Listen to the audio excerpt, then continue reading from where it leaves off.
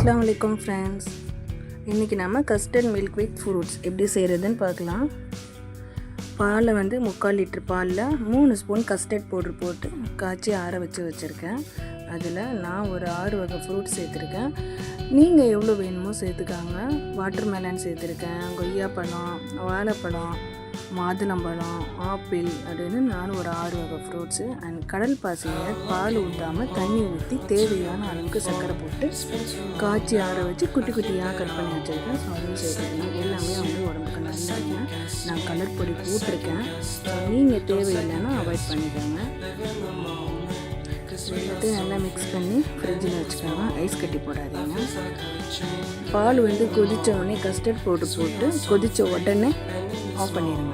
ரொம்ப நேரம் கொதிக்க விடாதீங்க. ஜஸ்ட் ஒரு கொதி வந்தால் போதும். அண்ட் இதுக்கு தேவையான அளவுக்கு சர்க்கரை நான் ஒரு 1/4 கிலோ சர்க்கரை கொடுத்துருக்கேன்.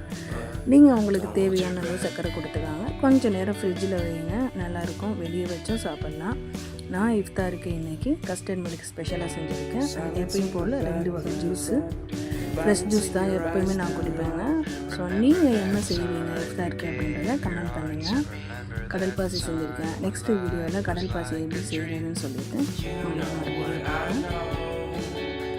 அதுக்கு முன்னாடி புதுசாக நம்ம சேனலை பார்க்குறவங்க சப்ஸ்கிரைப் பண்ணிக்கோங்க. தேங்க்யூ ஃபார் வாட்சிங்.